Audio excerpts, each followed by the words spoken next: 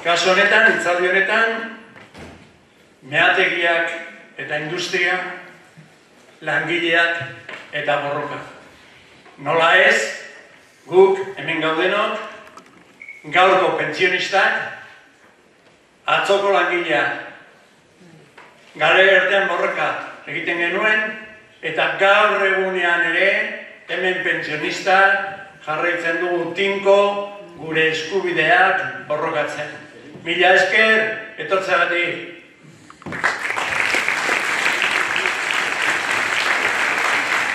Decía que seguimos con este evento y en este caso tenemos dos ponentes que nos hablarán, en este caso de las minas, la industria y, cómo no, de la lucha obrera. Y en este caso vamos a presentar a Julia Sanz, miembro del movimiento de pensionistas de Sestao,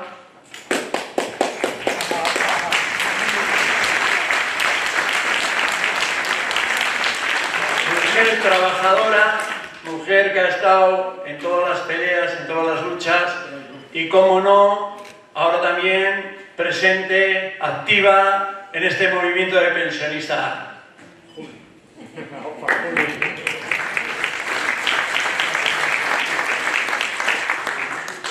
Y por otra parte tenemos a Fernando Aristegui, es trabajador de Altos Hornos, historiador, muy vinculado con toda la historia de la minería, con toda la historia de los movimientos obreros y con todo lo que ha supuesto la ría de Bilbao y, como no, toda la industria que ha sido el motor de economía de toda Euskal Herria. Sin más, vamos a dar paso y espero que sea del agrado de todos vosotros. ¡Eskerrik asko!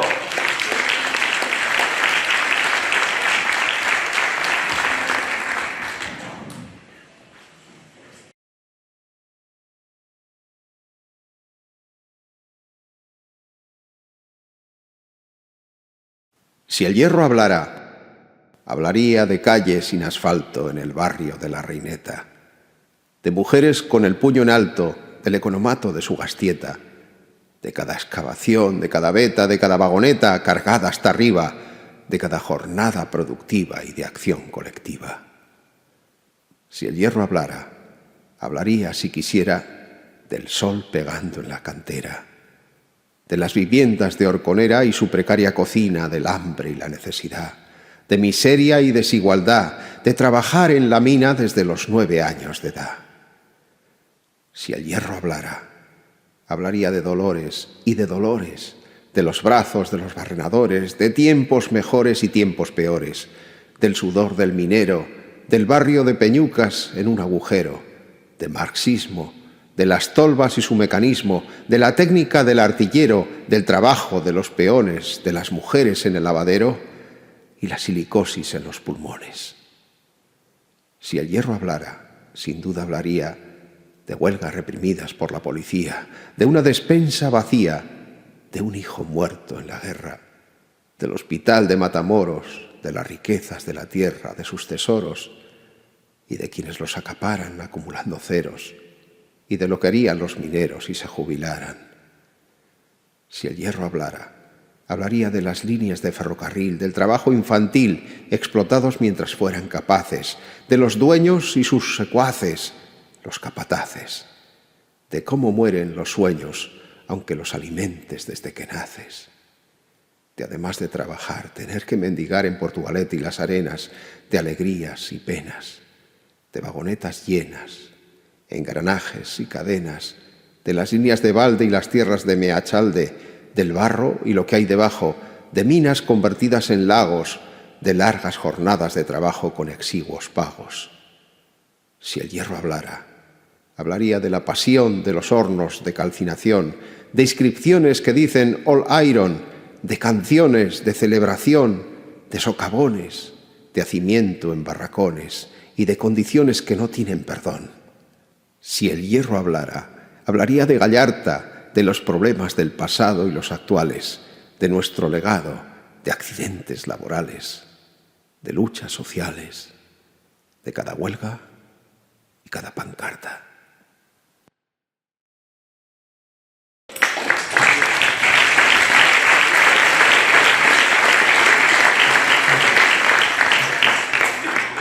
Kaixo egunon, Fernando Naz, eta tokatu zait, esatea burdinak esango duke. Ikusi duzue, poetak oso dramatikoki eta oso ondo adierazten du, eta nik saiatuko naiz jartzen iruditan, eta ia zure gustokoa izango den.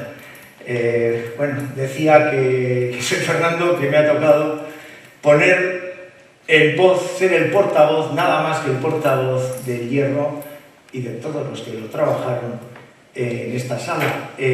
Vamos a ver si lo ponemos en imágenes y espero que sea de vuestro gusto. Pero lo primero que suelo hacer en estas exposiciones es explicar qué es el hierro. Perdón, porque me he confundido. Vamos allá. Porque el hierro sólido, el hierro como lo conocemos, no existe en la naturaleza, solo en los meteoritos.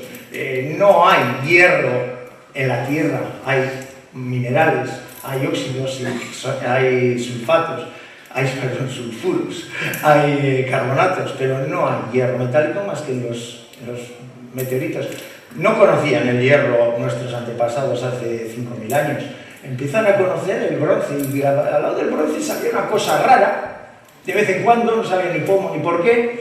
Fijaros que hablamos de 4.000 años antes de Cristo, no sabían, pero 2.000 años antes de Cristo, tienen que pasar otros 2.000 años para que alguien diga, oye, esto vale para algo y vamos a hacerlo, vamos a sacar ese mineral, de ese mineral vamos a sacar el provecho. Y por ahí en la India, 1800 antes de Cristo, 1200, depende de dónde leáis porque nadie sabe, Mesopotamia, China, la antigua Grecia. Y en el País Vasco hubo edad de hierro, bueno, pues algunos clavos. El clima aquí no ayuda a hacer el mantenimiento del metal en sí mismo. Entonces se oxida y se pierde. Solo tenemos algunos clavos. Fijaros que cómo se hacía. Era un pozo donde metían ahí el mineral, metían el carbón, encendían. Después de día y medio aparecía algo que trabajado de cierta manera. O sea, era muy complicado. Pero los primeros que lo sacaron, que fueron los hititas, dicen, hicieron espadas. Pero qué interesante. Y barrieron a todos los de alrededor, porque el que se enfrentaba a una espada de hierro y una espada de bronce, moría. Afortunadamente les sobró algo, hicieron otras cosas, hicieron también herramientas para la agricultura, y sorprendentemente son muy parecidas a las herramientas que se han utilizado hasta hace 50 años y todavía se siguen utilizando en África. Estamos hablando de hace 2000 años. Las hachas, las hoces, son iguales. ¿Pero por qué estamos aquí? Podríamos estar en otro sitio, sin embargo estamos aquí. ¿Dónde? Aquí. Estamos en Baracaldo, una zona, bueno, está bien, es una zona bonita, pero es que había hierro. Había mineral de hierro. Hay unas minas, es una altita de minas, no me acuerdo el nombre técnico, que sale a la superficie en la zona de Arboleda, Valdames, Baracaldo, Trápaga y en Bilbao, la mina de Matamoros. En Bilbao, no, lo he dicho mal, Sí, Matamoros. No sé, yo estoy bien. No importa. En Bilbao, que es el barrio de Miravilla. Ahora veis todo, el barrio de Miravilla es precioso, era una mina... Miribilla. Joder, estoy bien. Bueno, Miribilla, sí, gracias. Era una mina a cielo abierto y con galerías, que todavía existen, está totalmente atravesada. Bueno, también había una cosa, que es una ría que permitía sacar este mineral de forma fácil. ¿Vale? Eso no existía en otros sitios. Esa es la única razón por la que estamos aquí, por la minería y la ría. Secularmente se ha extraído mineral y se ha fundido mineral en Vizcaya y en el País Vasco, en Guipúzcoa, en Álava y en Navarra. En todos los sitios donde había una surgencia mineral se hacía un pozo, se metía el mineral, se metía el carbón y salía algo que lo lograron trabajar. Hay incluso minas anteriores a los romanos, hay minas romanas, hay minas porromanas, hay minas que han estado trabajando durante 400 años. Fijaros, esto es un yacimiento romano en Forua, en Guernica. ¿Veis la diferencia que hay con los de mesopotámicos de hace 3.000 años? Ninguna. No ha avanzado nada la técnica, sigue siendo un pozo, sigue siendo meter material, sigue siendo meter carbón. ¿Qué pasa? Hay un avance posteriormente, que son las aiceola, que llamamos aquí, que es un nombre bastante internacionalmente bastante conocido. Empiezan a hacer ya, en vez de un pozo vamos a hacer ya algo un poco más alto, hacemos como un cono, cada vez más alto, además este cono, metemos el mineral, metemos carbón de madera, ya sabéis, esas pilas que se hacían de madera y con una combustión lenta, con poco oxígeno, se tapaban de tierra para que no tuvieran oxígeno, y sale el carbón de madera. El carbón mineral aquí no había, o sea que no se utilizaba. Se mete el carbón de madera y se mete pues, entre 36 y 48 horas y sale una agoa o esponja de hierro. Es una masa férrica llena de escoria, con mucho carbono, y a base de golpes limpia la escoria, transforma la cristalografía de los cristales del propio material y consiguen algo que es ya, se puede decir, una fundición de hierro o acero. El hierro puro es muy frágil, no vale para nada. Eso, todo lo que decimos, esto es hierro, no hay hierro. El hierro puro se rompe. Entonces lo que sí son aleaciones de hierro con carbono, que es lo que solemos llamar acero vulgarmente, depende de la composición, pues, o una fundición de hierro. Es lo que se saca de aquí, una agoa, una esponja de hierro no líquido, no penséis, porque para hacerlo líquido habría que conseguir 1600, 1700 grados, imposible con carbón de madera y estas condiciones. De hecho, en el Museo de la Minería ya se ha intentado varias veces, y la agoa que se consigue, la esponja de hierro que consigue, es de bastante mala calidad. Todavía, ahora mismo, no sabemos repetir lo que hacían hace 2000 años, con la misma calidad. Bueno, y seguimos. Esto se llama las ferrerías de hombre. ¿Por qué? Pues porque nada, eran los hombres que trabajaban, las mujeres suponemos que alguna cosa así, pero eran hombres en realidad, los ferrones que se llamaban. Y se llaman secas porque no se usaba, se llaman secas porque enseguida, en el siglo X, XII, vamos a empezar a utilizar la energía del agua. Van a empezar a ser las olas en euskera, las ferrerías de agua. A través del agua conseguimos accionar los mazos, el mazo mayor y el mazo menor. Conseguimos accionar los fuelles que nos van a dar una elevación de temperatura. Vamos a empezar a conseguir acercarnos ya a los 1300 grados. La esponja de hierro que somos ya es de mucha más calidad y mucha más fácilmente de trabajar. Estas ferrerías, bueno, hay varios centenares por el País Vasco.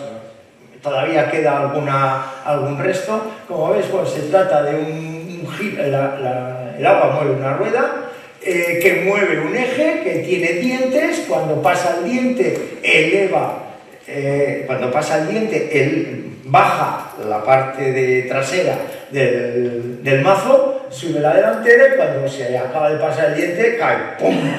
Y cuando pasa el siguiente diente, ¡pum! ¡Tonk! ¡Tonk! Ya tenemos una forma de purificar la esponja de hierro mucho más fácil. Ya no es de hombre, ya es de agua, porque es el agua el que da los mazos. Porque hay mazo mayor y mazo menor. El mazo mayor es el que pasa de la agua hasta conseguir una barra de hierro. Y el menor lo que hace es trabajar esa barra de hierro hasta dándole la forma que necesitamos. Una espada, o una verja, o una lanza, o una hoz. Vale, pues, bueno, hay algunos restos, pues, por ejemplo, los de Quieta en Baracaldo, y muchos más restos nos quedan en los apellidos, porque todos son las olas, son olaetas, plazaolas, leizaolas, todas esas son que han estado en algún sitio donde había una ferrería.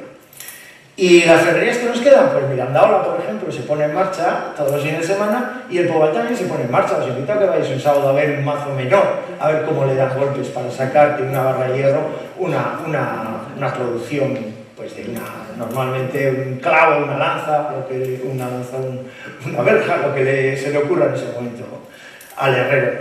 Y fijaros cómo era esto, que un tal Shakespeare, que dicen que es conocido, tiene dos obras.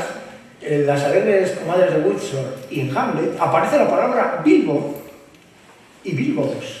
Bilbo y Bilbos, y les llamaban Bilbos a estas barras de hierro que se exportaban a Inglaterra, y allí las trabajaban en el mazo menor para hacer las armas. Entonces se llamaban bilbos.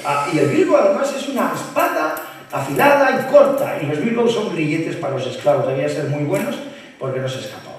Pero hay otra cosa, es muy curioso, porque había una obra por ahí, unas películas, unos libros, de un tal Tolkien, que salía, el personaje principal era Bilbo Baggins. En cada idioma lo tradujeron como le dio la gana. Por aquí Bilbo Bolsón. Bilbo Bolsón. Ostras, Tolkien era un experto en literatura inglesa. ¿Sabéis cuál era su especialidad? Era profesor en la Universidad de Literatura Inglesa. ¿Sabéis cuál era su especialidad? Shakespeare.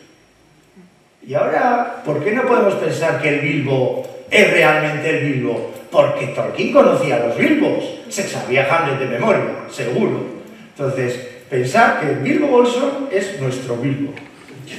Y no puede decir nadie lo ve porque los dos están muertos, tanto Shakespeare como Tolkien. O sea, tranquilo.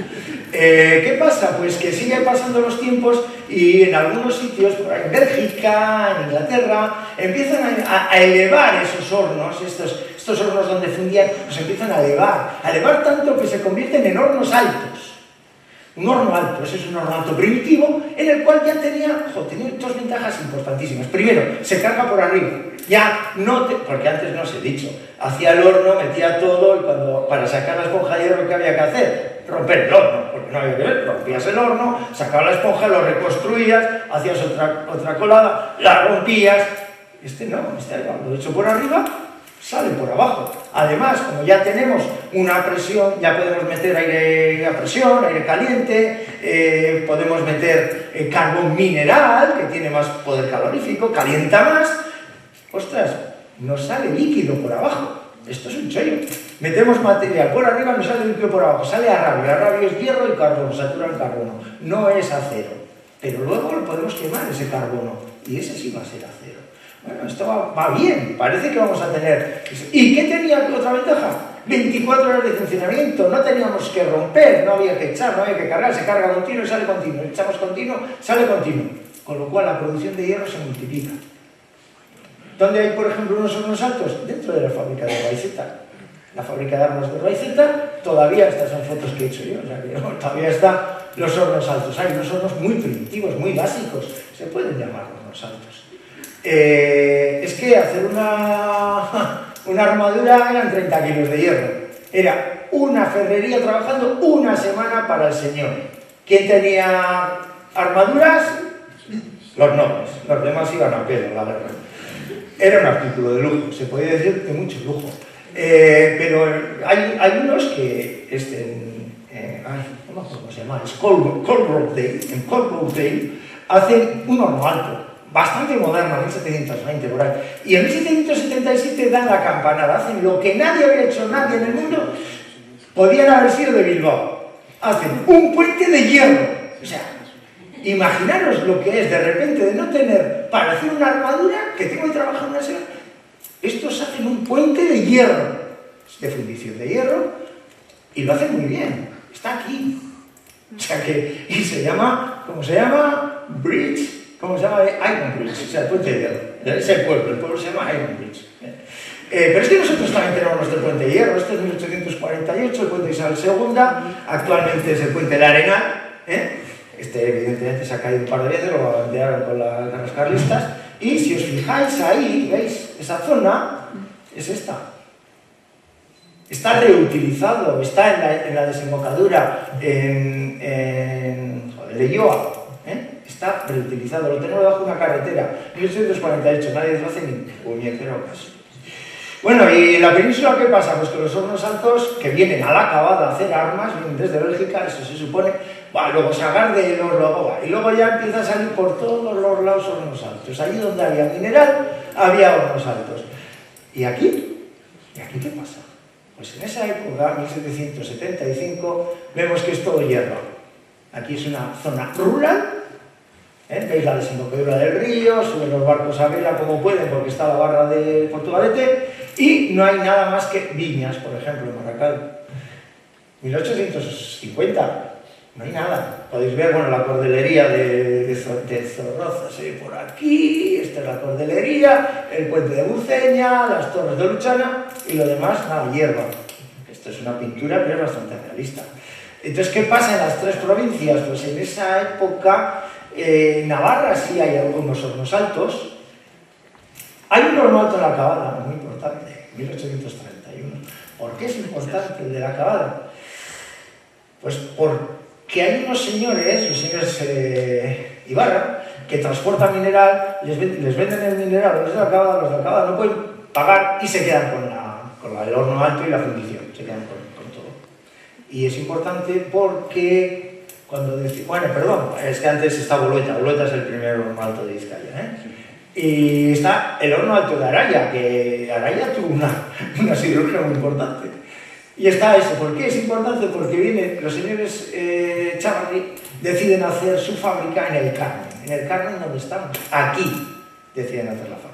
La fábrica para utilizar el hierro, el mineral de hierro que están vendiendo masivamente en Inglaterra.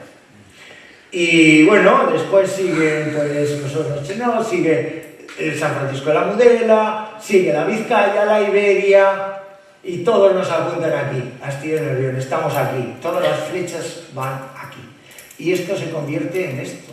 Esta es la fábrica del Carmen, la original, 1862. Hay una foto que es clavada, es igual, es esta.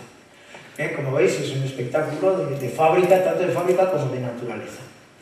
La fábrica de San Francisco está donde está el barco de la rotonda, donde estaba el monasterio del desierto, un poco más allá, al otro lado. La fábrica de la Vizcaya con la Iberia adjunta. Os he dicho, el Carmen lo hace Chávarri, el San Francisco es el Marqués de la Mudela, Rivas, esta lo hacen los hermanos Chávarri y la Iberia la hacen los hermanos Goitia. Los hermanos Goitia son unos señores de Villasain que tienen ahí una empresa, que hacen cosas por ferrocarril, vienen para acá, aprenden, hacen hojalata, aprenden de los ingleses, vuelven a Villasain y a que no sabéis qué empresa hacen. CAF. Entonces, como veis, todo está relacionado. Bueno, también se hacen barcos, se consigue un negocio con el gobierno y se hacen tres acorazados tres acorazados modernos, son los primeros barcos de hierro, de acero que se hacen, y los hacen en el Astillero de Nervión. Estos barcos, tres grandes barcos, el Oquendo, el Vizcaya y el Infanta María Teresa, van a La Habana y los son de los americanos en La Habana. Aquí están.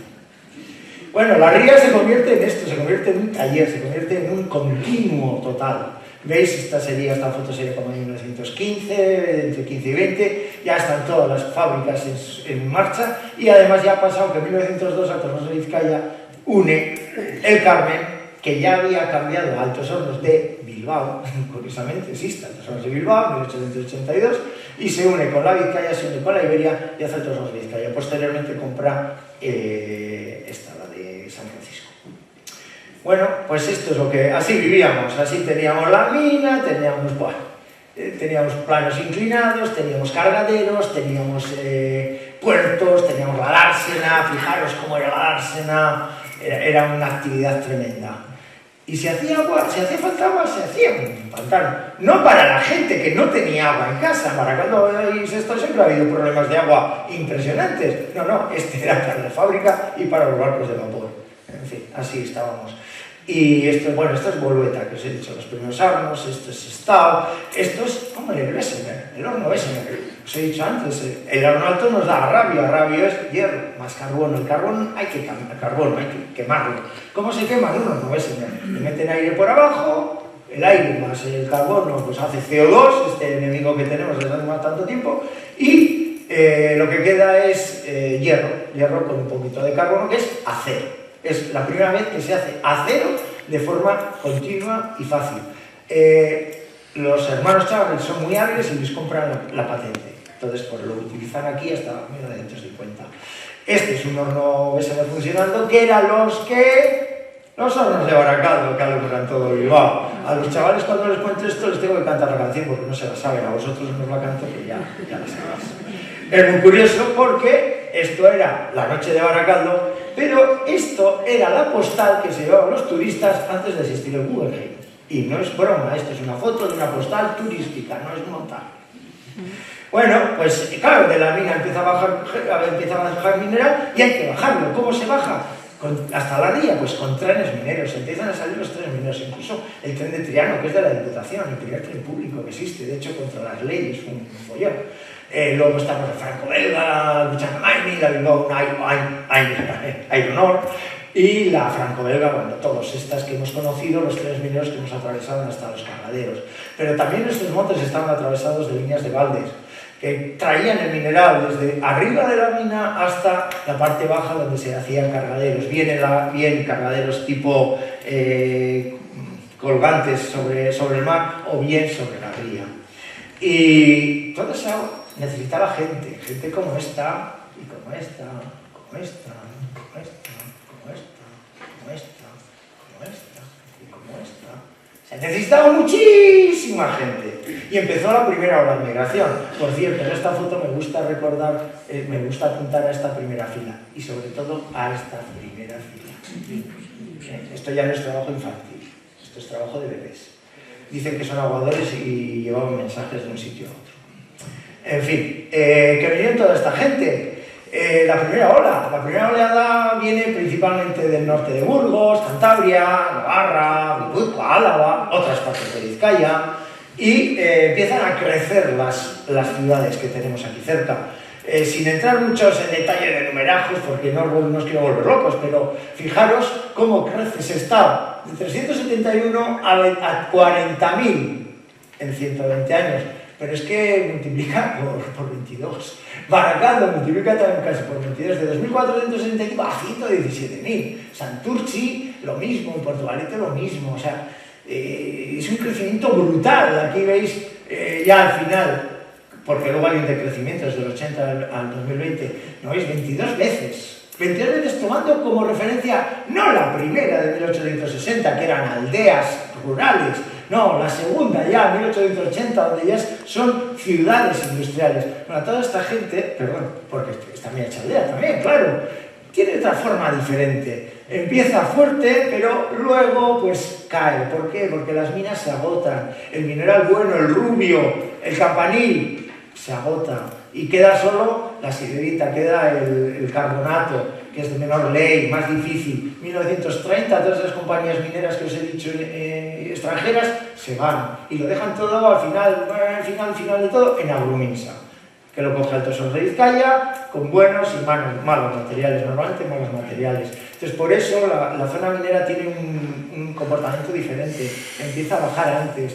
Fijaros que el máximo aquí se da en 1960, en Avanto, que es, y aquí en 1910, en Aldames. Luego Aldames tiene un decrecimiento terrible. Musqui, sin embargo, va creciendo, supongo que pues, por la propia refinería. Bueno, ahora el crecimiento es de un 5% respecto a lo de 1880. Estamos hablando de un crecimiento muy inferior. Si vamos al general, a mí me gusta ir al final al este, ¿no? Este que se ve claramente. Aquí la primera ola y aquí la pared. Y luego ya el decrecimiento. ¿Veis? Esto es Ezkerraldea, sin embargo, Meatzaldea pues, tiene un comportamiento más homogéneo. Pero como ves, es multitud de gente. Multitud de gente. De repente se dan cuenta de una cosa. Son muchos. Y bien organizados, podrían sacar algo. Porque no tienen nada. No tienen nada. En 1890 los mineros llegan al final. No pueden más. La pregunta cuando viene un minero a trabajar al capataz no es si tienes trabajo, es si tienes cama. ¿Tienes cama? Porque si no tienes cama no tienes dónde dormir. Porque tienen que dormir en los barracones de la empresa. Tienen que comprar en las cantinas de la empresa. Trabajan en el estajo. Tienen que cargar 100 vagonetas. No puedes, hay trabajo infantil. Entonces no llegan a más. Y en 1890 ya la Segunda Internacional Socialista declara el 1 de mayo como fiesta mundial. Y por segunda vez en 1890 se hace una manifestación en Bilbao. Una manifestación el 4 de mayo, no el 1, porque no sé, sería jueves o algo así, no sé. Y el 4 de mayo hace una manifestación muy exitosa, muy tranquila, no pasa nada. Muy bien. Pero los señores ven que aquello es peligroso. Aquello es peligroso y que hay que cortar. Entonces, a 4 o 5 sindicalistas socialistas, por lo que había, socialistas destacados, los despiden. Y empieza entonces la gran huelga de 1890. porque los mineros se organizan por primera vez y pasan de mina a mina y van parando de mina a mina y bajan hacia la siderurgia. Se cuenta que hay como 20.000 mineros y como 10.000 siderúrgicos, hay 30.000 trabajadores, tienen miedo.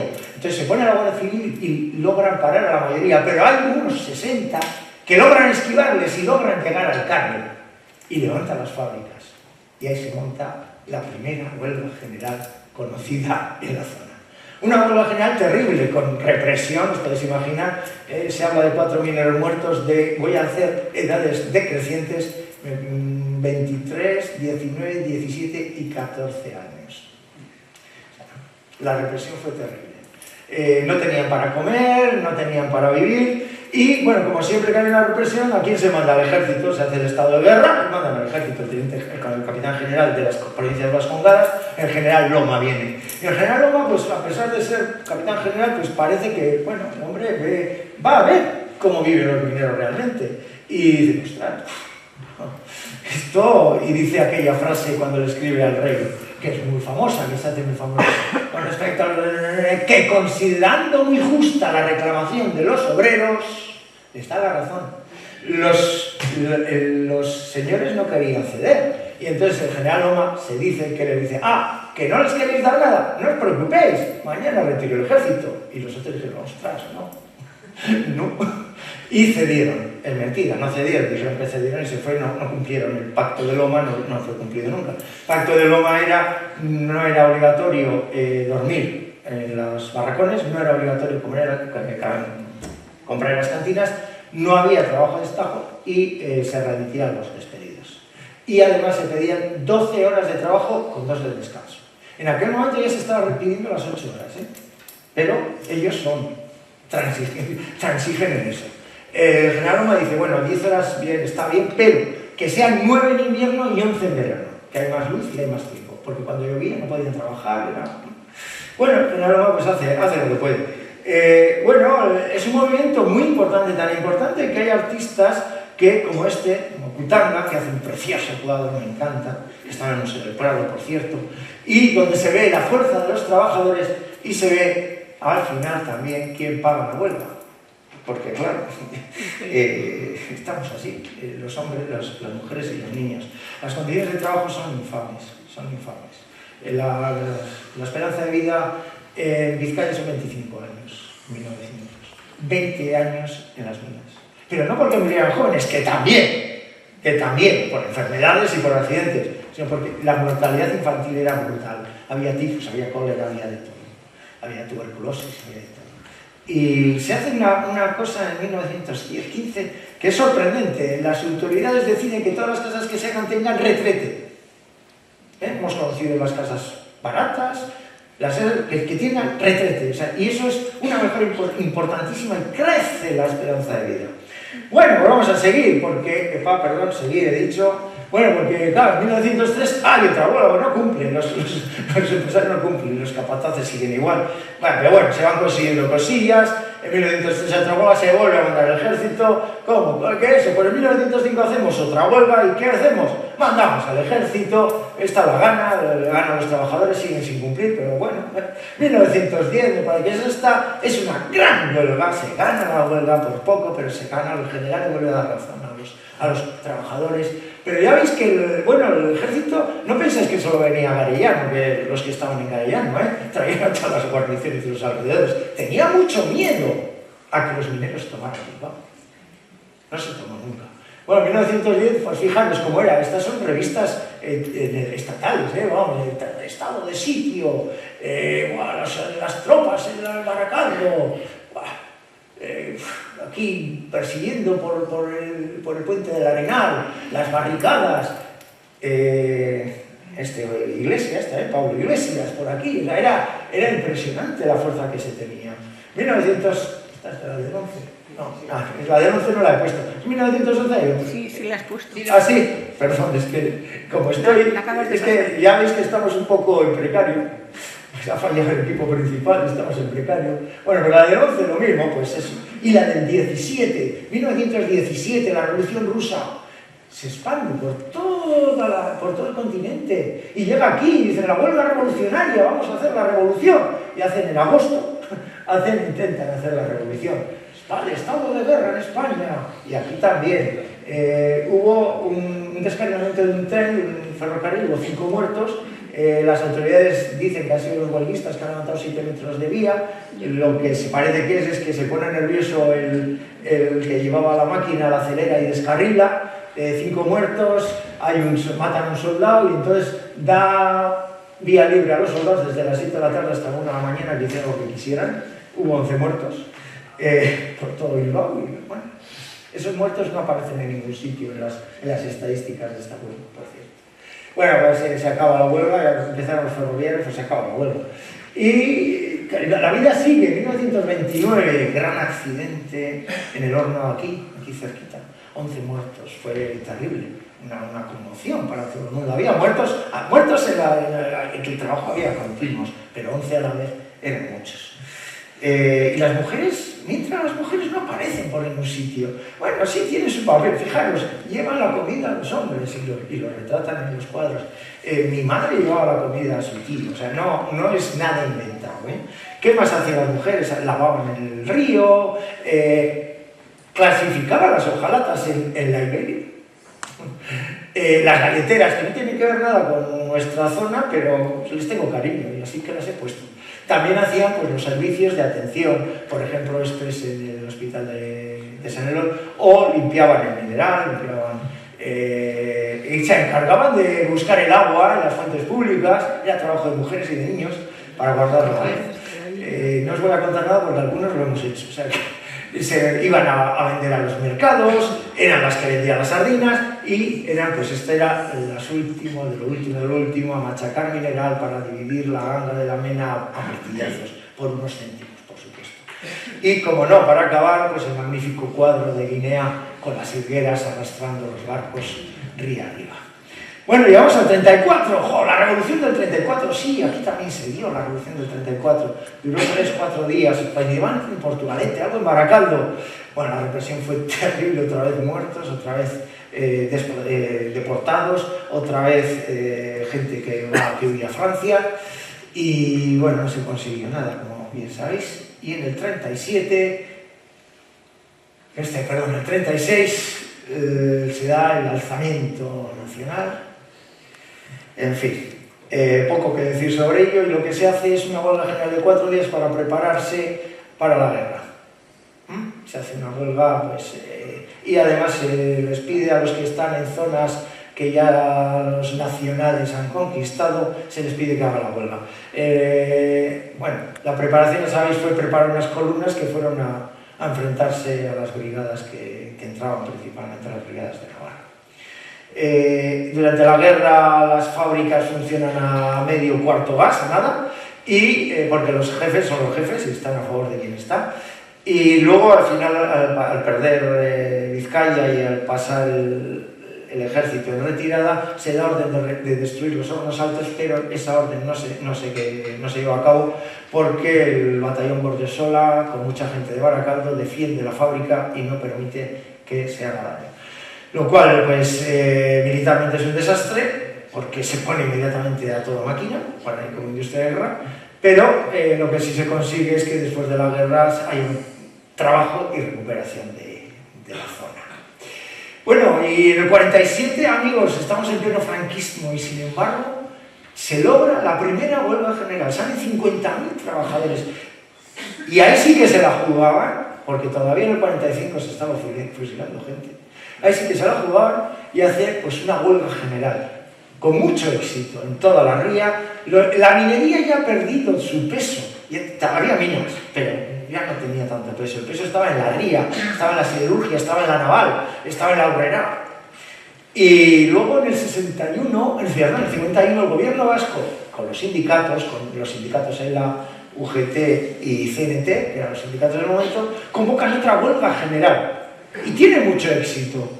Yo creo que contra lo que esperaban ellos. El movimiento obrero está despertando y de forma importante, porque estas son las huelgas generales, pero luego había protestas fábrica a fábrica. En el 56, otra huelga general que convoca el gobierno vasco y los sindicatos, y tiene éxito, tanto que, bueno, arriba ya veis que era muy favorable la huelga. Perturban el orden, la paz y la unidad, no tenemos fuera de los españoles, etcétera, etcétera. Les hacía mucho daño, tenían que publicarlo, se sabía en el exterior. Porque en 1961 Altos Hornos se firma el primer convenio de empresa.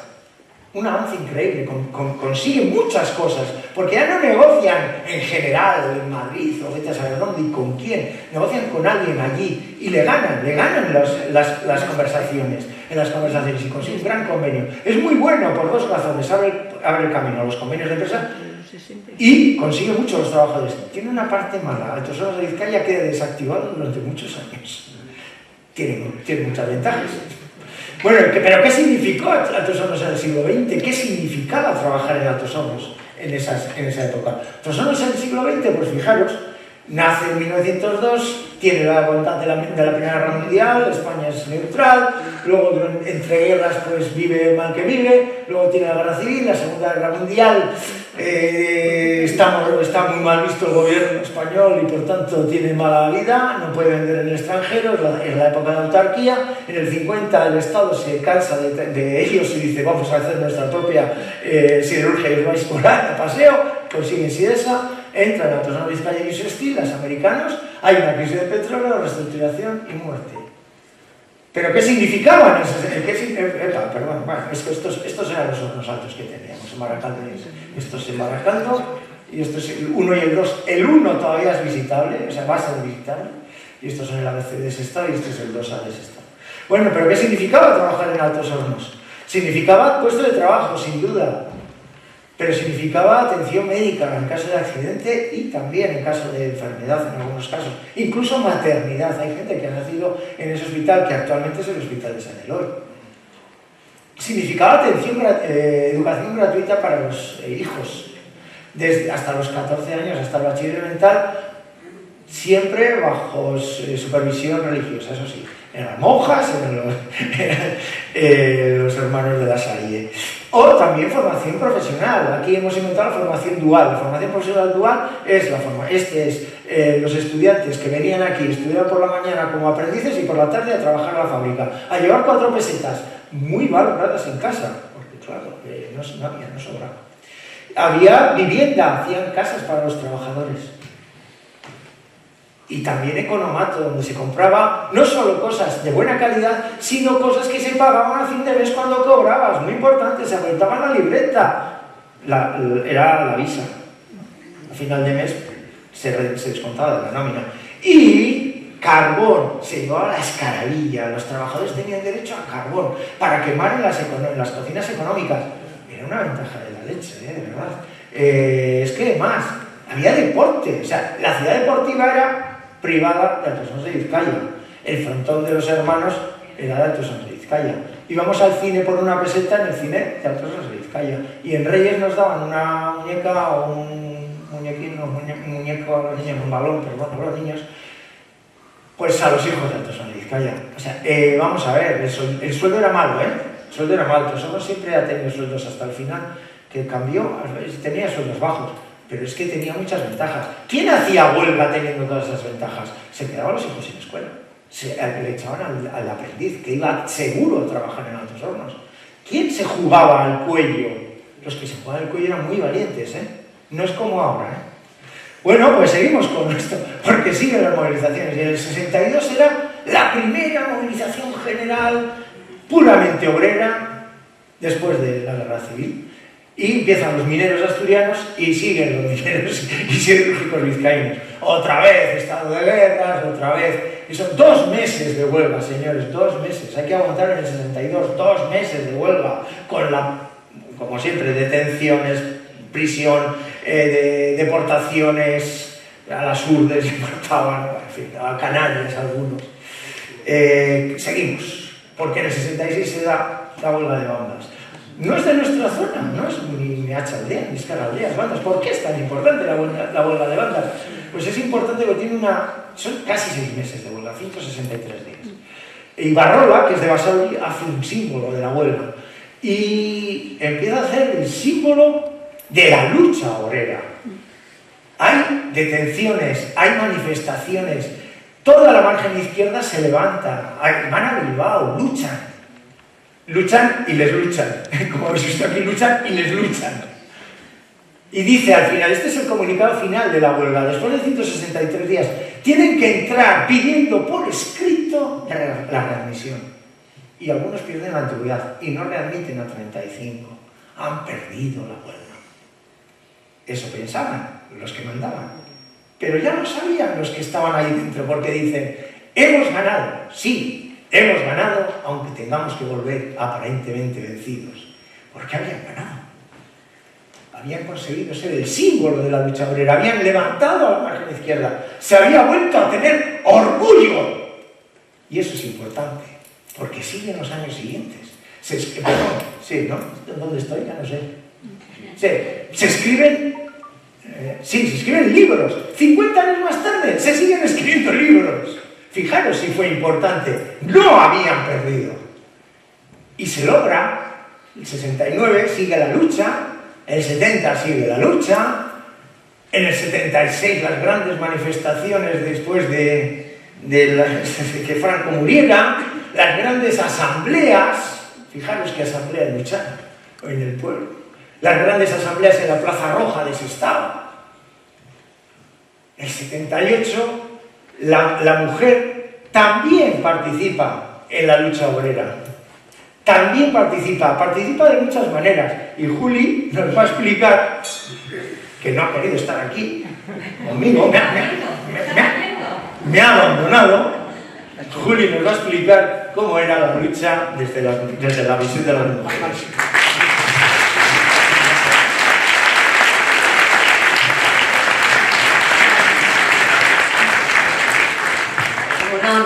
Después de haber oído esto, la verdad, yo me dan ganas de retirarme. O sea, chapó. No hemos acabado, ¿eh? No hemos acabado. A ver, yo no voy a explicar nada.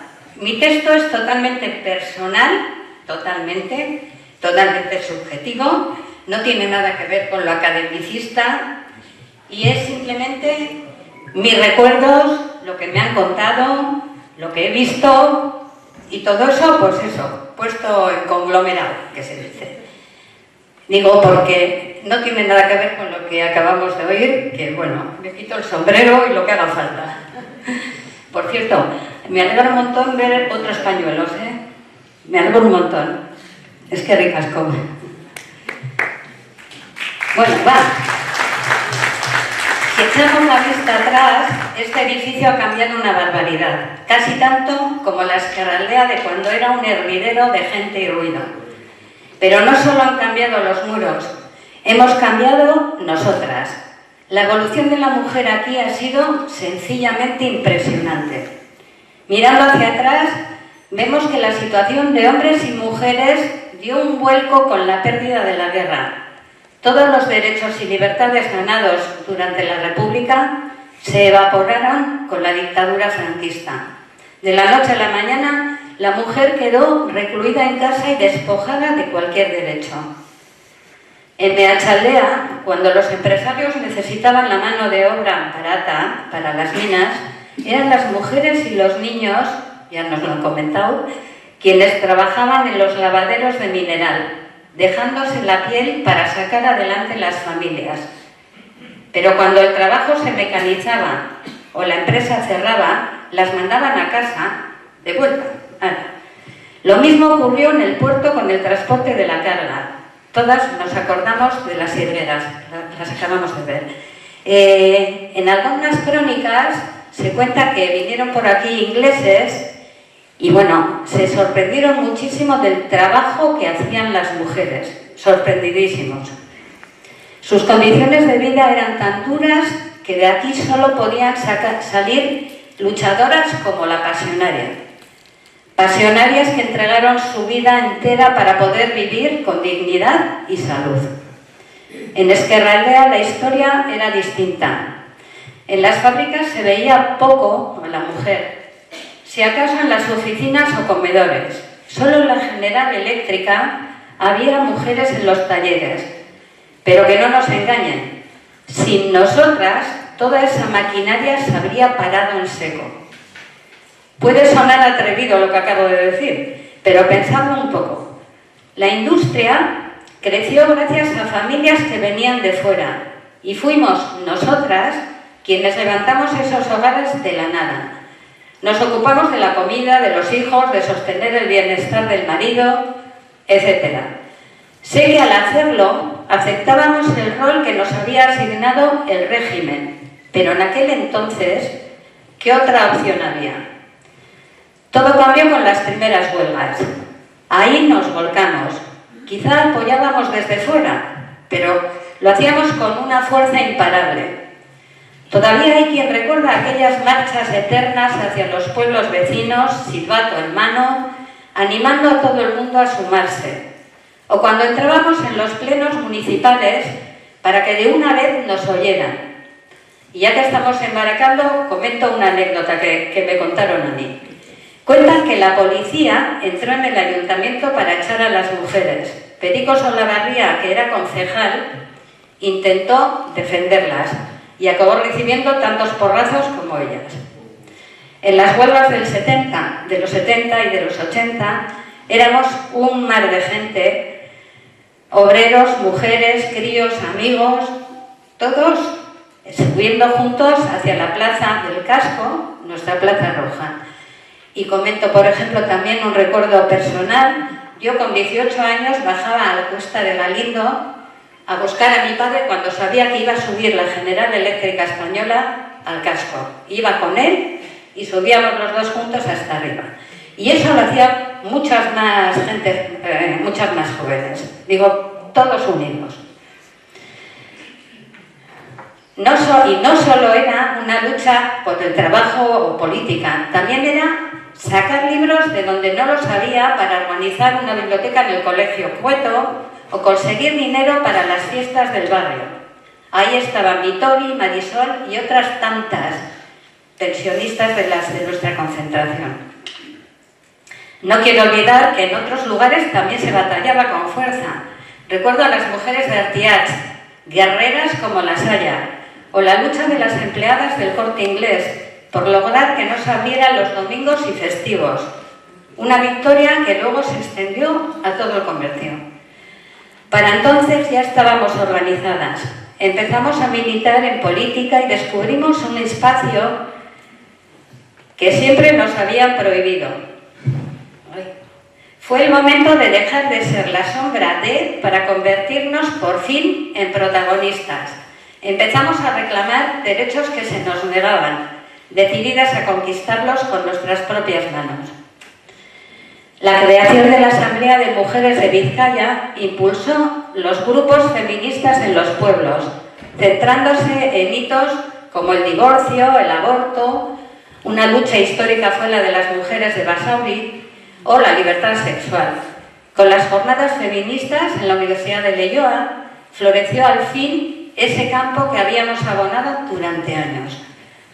Somos las hijas, nietas o protagonistas de aquellos tiempos y de la misma forma que hicimos antes, ahora trabajamos desde el movimiento de pensionistas en temas nuevos. La pensión mínima, la de viudedad, la brecha de género, los cuidados. Por supuesto, se han logrado avances, pero la lucha debe seguir porque son problemas profundos anclados en una sociedad patriarcal que todavía intenta ahogarnos. Desde los lavaderos de mineral hasta las asambleas de pensionistas han pasado décadas, pero aquel espíritu sigue vivo en cada una de nuestras reivindicaciones. Ayer luchábamos por el pan y las condiciones de vida dignas. Hoy lo hacemos por la dignidad de nuestra vejez, porque si algo hemos aprendido en Meatzaldea y Ezkerraldea es que cuando las mujeres caminamos juntas, tarde o temprano, logramos lo que queremos. Y quiero terminar con unas palabras de Nerea Aresti sobre un tiempo anterior.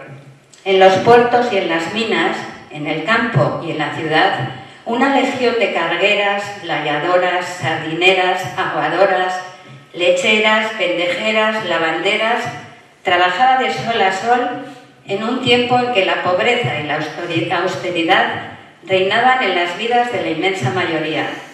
Sin la energía desplegada por todas estas vizcaínas, cuyas manos encallecidas manejaban la hoz, la tabla de lavar o el cesto de castaño para cargar bacalao, carbón, sardinas mineral, no hubiera sido posible el progreso y la prosperidad que alumbró la primera industrialización.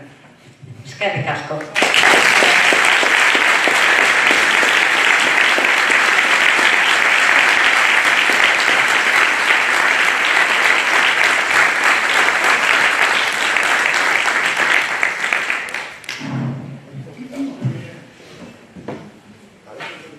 Sí. Bueno, después de ir a Juli, que, vamos, dice que tiene un nivel impresionante.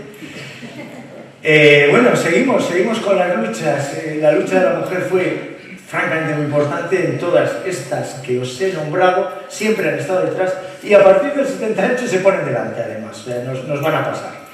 Pues o sea, claro, las luchas van cambiando. En el 78 ya no se lucha por las 8 horas diarias, ya se han conseguido hacía muchos años. Ya lo que se busca es condiciones de trabajo mejores, condiciones de salario mejores, menos trabajo.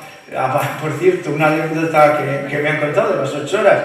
Sabéis de un trabajador del campo que vino aquí y llamó a su pueblo a buscar. Era muy típico venir a alguien y llamar a los de su pueblo, oye, que aquí se vive bien, que hay trabajo. Y le llamaba y le dice, oye, ven para aquí que hay trabajo, y se trabaja 8 horas. Y el otro dice, sí, y con el resto de las horas, ¿qué hacen? O sea, eso es lo que se ha conseguido, que se nos olvida y que tenemos que recordar, que no podemos bajar la guardia. Bueno, pues seguimos, si quieres. Sí, si quieres. Pero para atrás no. Eso, ahora sí. Empiezan las grandes luchas para mantener las industrias. Las industrias grandes empiezan a tener problemas. El petróleo, la Comunidad Europea, que nos pide que cerremos, que haya la competencia mundial, y las grandes empresas empiezan a cerrar y los trabajadores empiezan a defenderse con uñas y dientes, con todo lo que pueden, manifestaciones de todo tipo, de toda color, porque todas las empresas grandes, y digo todas, desaparecen. Poco a poco se hacen grandes cosas, se hace la marcha de hierro a Madrid, 500 personas hasta Madrid. ¿Qué se consigue? Pues poco. Esta es la marcha de hierro.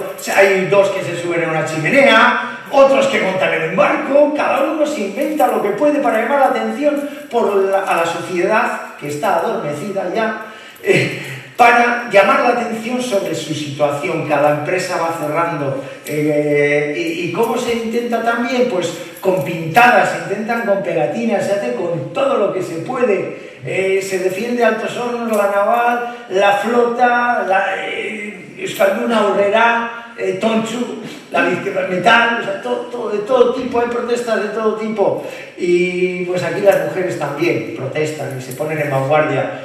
Muchas protestas ya las ha citado Juli, por supuesto, son problemas ya sociales.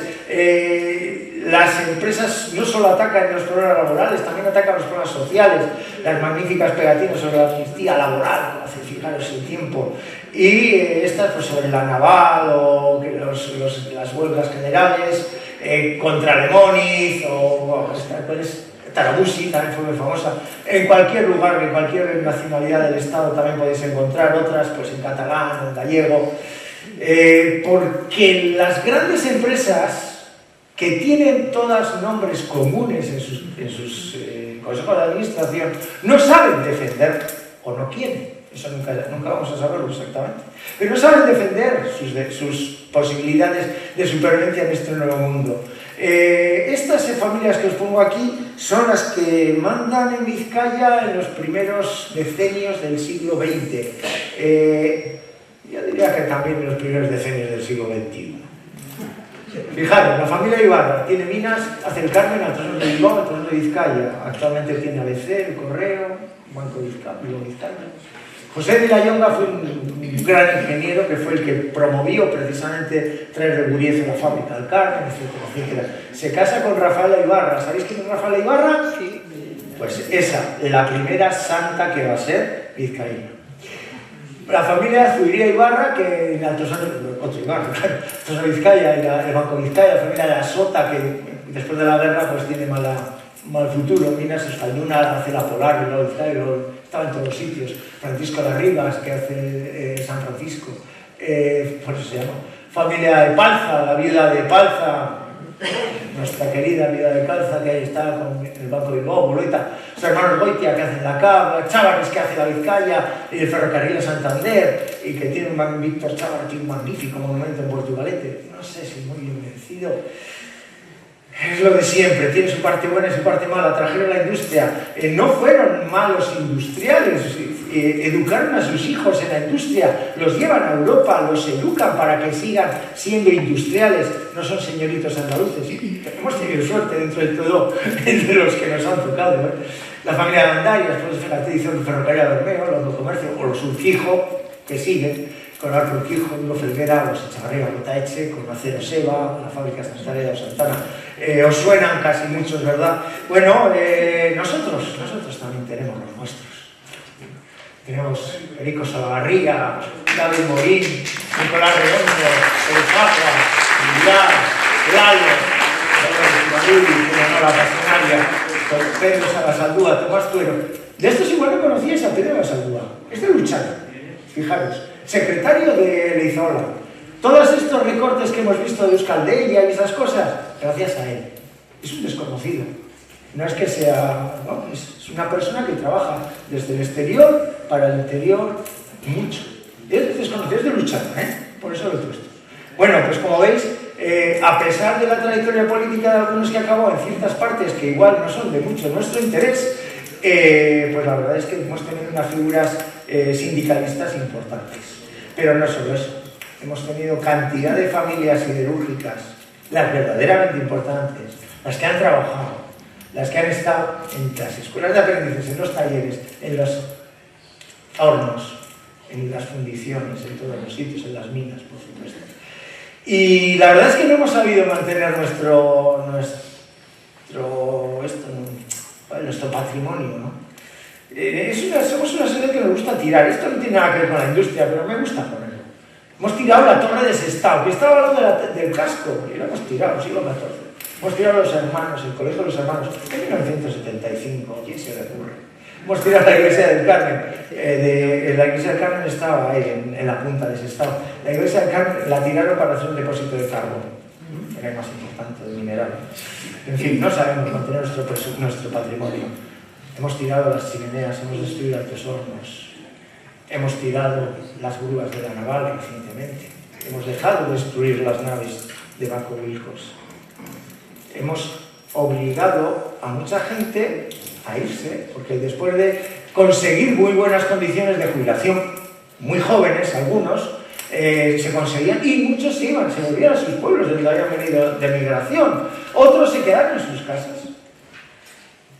De patrimonio, ¿qué nos ha quedado? Pues nos ha quedado el horno alto número 1, que se inaugura en octubre, os aviso, os advierto, no sé.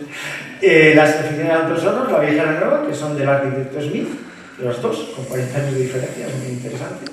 La escuela de aprendices, que está ahora a ver si la renuevan, y el edificio INA. Y nada más, con todo lo que ha sido altos hornos. Bueno, después de cerrar todo esto, sí se han abierto algunas empresas, una empresa pues, como ArcelorMittal actualmente, la Acería Compacta de Vizcaya, trayendo hornos eléctricos donde había hornos altos. El horno eléctrico no era algo que no conociéramos en el País Vasco, Araya, esa siderurgia que los pobres está ahora en ruinas, totalmente en ruinas, tiene el primer horno eléctrico del Estado. Y tiene hornos altos también, por supuesto, pero no sé, fijaros todos los hornos eléctricos que he sacado. Hace el vídeo de Formosa, eso no con dudos, Mateo Echevarría, Estaña, Tesoro de Vizcaya, también tenía aquí mismo. Marcial Lucín, Forma de Escucho, Nuestra Rajera, Rebozo, Carracero, Arcelormittal, estamos llenos de hornos eléctricos. Afortunadamente todavía funcionan los hornos eléctricos porque no echan tanto CO2. ¿Y qué os iba a decir más? Pues poco más, que la mina Concha 2 todavía se puede ver desde arriba. A ver si alguna vez nos dejaran entrar, sería maravilloso. Que la Arboleda ha cambiado de ser una mina a cielo abierto y galerías a tener árboles de nuevo, llamarse la Arboleda con razón. Y que ha cambiado, que ya no somos sector primario y secundario, ahora somos sector terciario, comercio, Pero no se acabó la lucha, porque el trabajo sigue y es malo, las condiciones son malas y quieren que trabajemos sábados, domingos y de noche si es posible, ¿no? Y entonces se quejan y hay grandes movilizaciones, como estas que tenemos aquí de contra el Corte Inglés o una general o participación del comercio en una huelga para mejorar las condiciones de trabajo. La lucha continúa, sí, continúa, porque no se habían dado cuenta que habían cometido un error. Habían echado a la calle a todos aquellos que habían dado guerra durante los años 80 y 90 en las grandes empresas. Y dijeron, nos hemos olvidado de ellos. Por fin se van a callar. Se equivocaron, porque estáis aquí. Y así, a ver, se hizo una organización de pensionistas y se hicieron muchas labores sociales, protestas sociales, y se empezó hace ya 8 años a reunirse los lunes y seguimos. Y seguís, porque sois vosotros, esta es vuestra historia, es vuestra gente, cómo os escucha, cómo os hace caso. El poder os hace menos caso, nos hace menos caso, pero también cederá. Y seguimos haciendo de todo, porque somos imaginativos, porque éramos imaginativos y seguimos siendo imaginativos. Y en todos los pueblos esta organización de pensionistas tuvo una fuerza importante, pero Meatzaldea y Ezkerraldea tuvo una fuerza mayor, y la historia que os he contado es la razón de toda esta fuerza mayor, porque tenemos unos antepasados que nos empujan a ser, y porque el hierro, si hablara, ahora mismo diría Gora pensió d'Unen Borroka.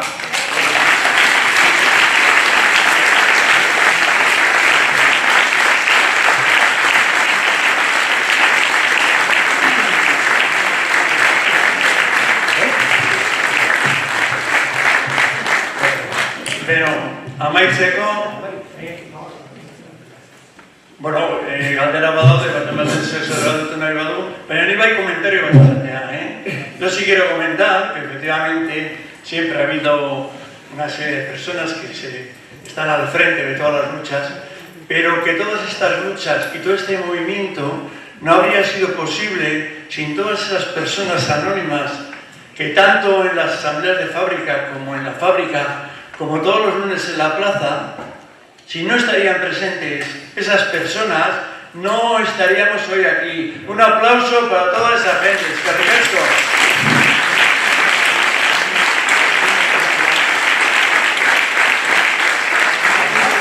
tenéis alguna pregunta, tenemos aquí un micrófono. ¿Alguna intervención o así? Intervención. Hay posible, bien. A ver, animarse. Si necesita algo, hay aquí abajo, Venga, animarse a uno, una valoración mínima o así.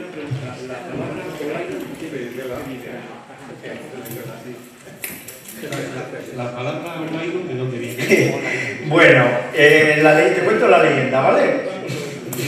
No se sabe. Lo primero no se sabe. La leyenda es que, sabéis que los ingenieros normalmente eran ingleses, los que trabajaban aquí, ingleses, de otra nacionalidad también había muchos, pero había muchos ingleses.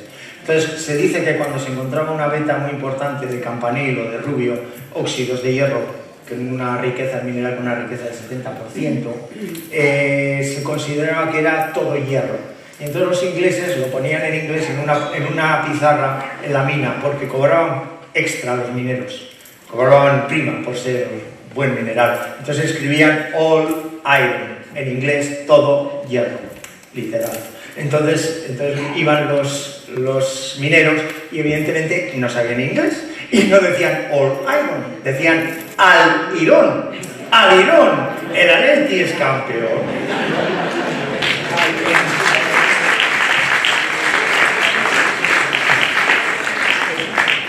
Bueno, que te ha quitado el día la mancha. Espera, que coger el micrófono.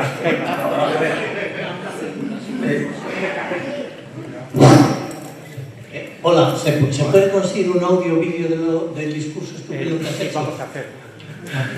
Sí, parece que desgraciadamente me han grabado. Vale.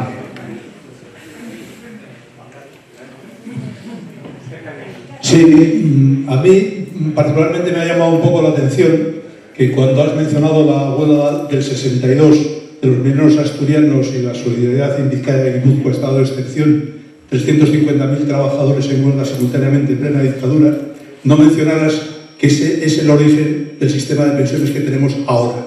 Sí. Porque la huelga en Asturias terminó cuando el ministro Solís Ruiz negoció con los representantes de los mineros un sistema público de pensiones que se inspiró en el sistema francés del año 45. Y el sistema de reparto del que ahora disponemos nace de esa huelga. Sí, muchas gracias por el apoyo.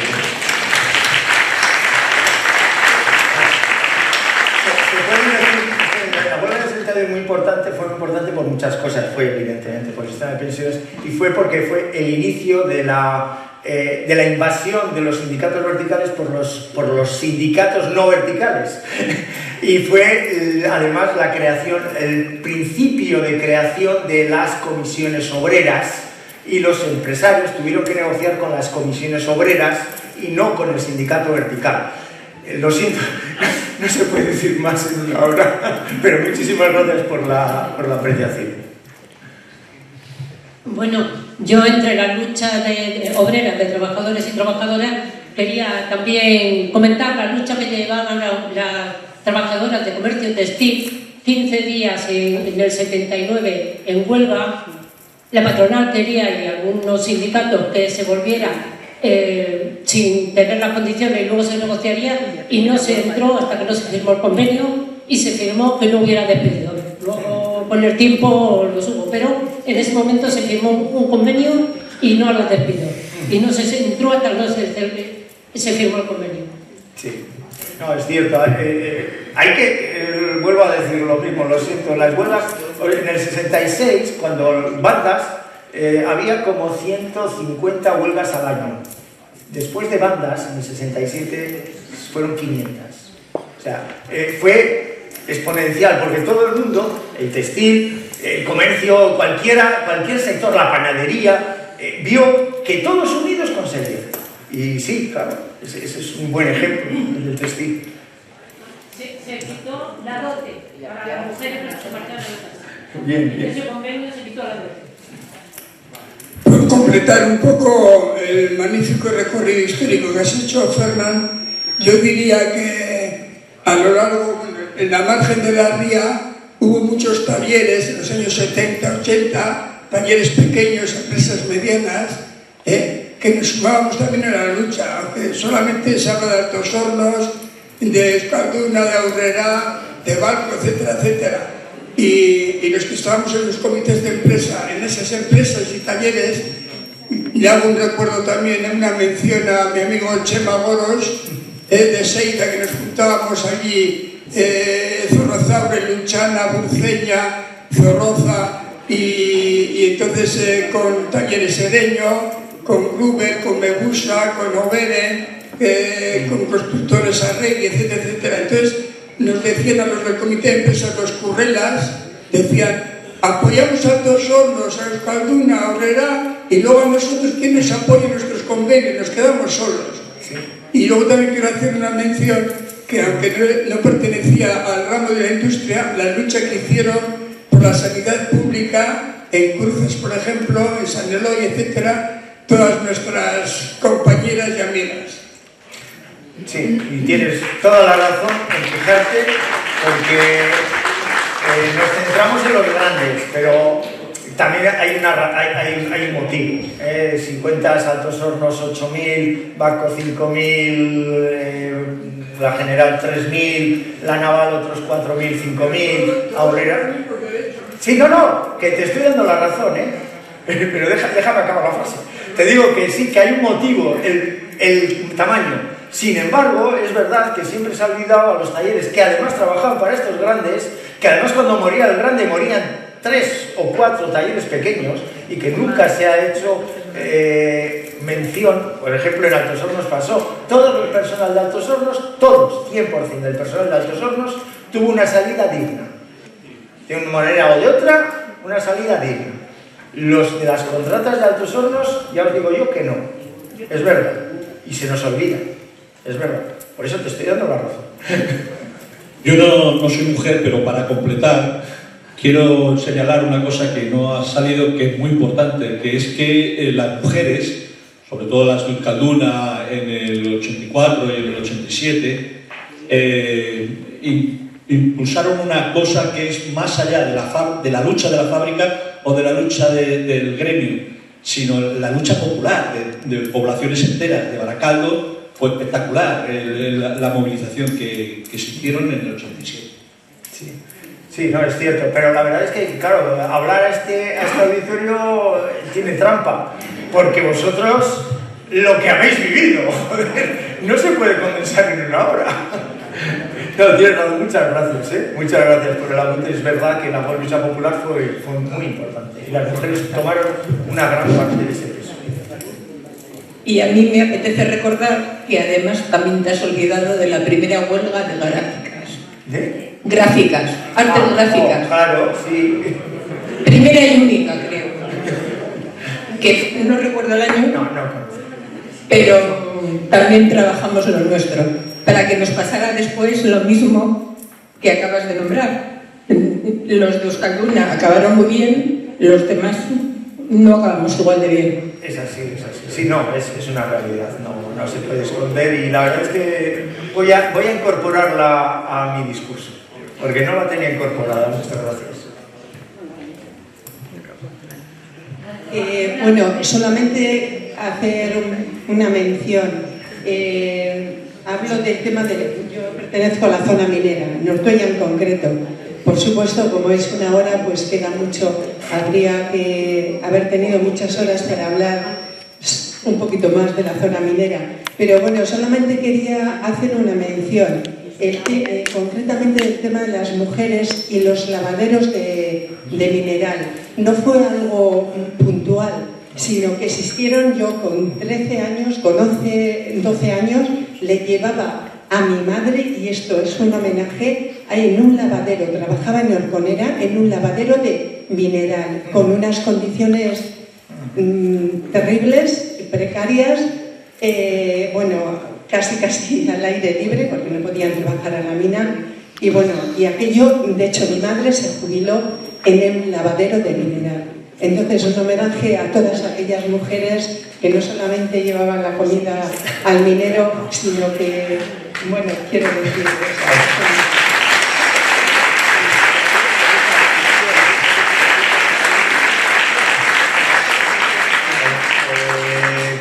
he citado las mujeres del lavadero, quizás no las he citado con suficiente fuerza, lo mismo que las chirteras, que eran todavía, era el escalón final, aquello ya era lo último.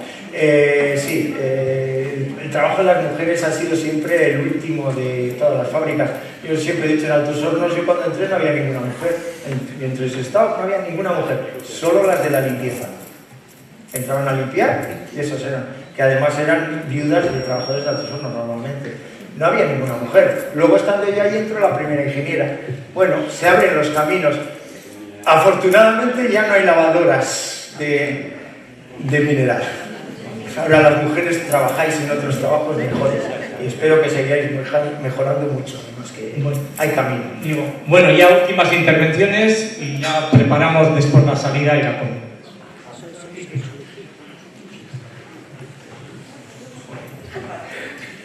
Bueno, pues un dato, por si lo quieres incorporar también. Claro, la lucha, estábamos hablando de la lucha en las empresas, en las fábricas, pero es que la lucha continuaba después.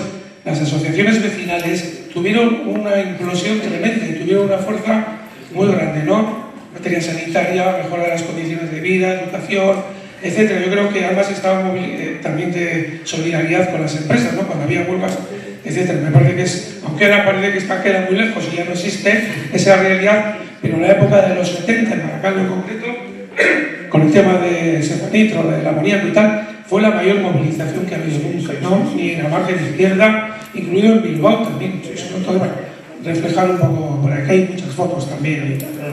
Sí, gracias. No, es lo que comentaba, del apoyo popular, con las asociaciones de vecinos, con mucha participación de mujeres, y sí, es esa movilización que consigue aunar a toda la sociedad contra en este caso, pues Stefanitro, nos unimos todos contra Stefanitro por el daño que hacía, ¿no?, a la salud.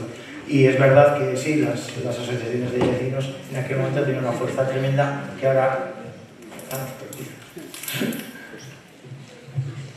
Bueno, ¿alguna pregunta más o así?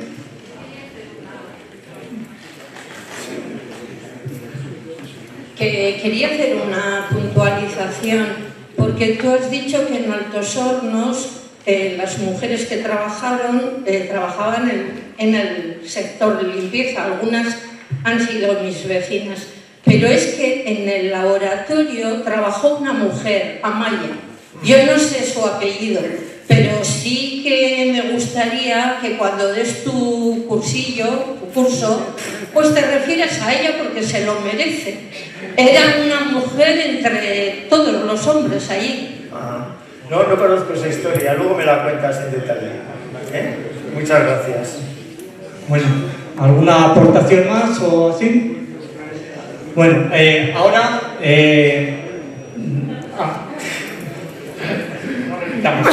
Bueno, ahora comentaros. Espera un poco, hay una última. La última. Sí, quería comentar, bueno, porque una amiga que no está, porque está trabajando, su padre era trabajador de Altos Hornos. El hermano no quiso trabajar en Altos Hornos, ella quería, pero no pudo. O sea, no hubo mujeres en Altos Hornos porque no las dejaron entrar, evidentemente. Esta mujer en concreto quería trabajar en Altos Hornos. La trabajadora, por otro lado, la trabajadora de comercio textil en la calle, 2000 mujeres, 15 días, desde las 8 de la mañana hasta las 8 de la noche, en la asamblea diaria. Sí, no quería que trabajara la mujer en Altos Hornos y todavía hay reticencias.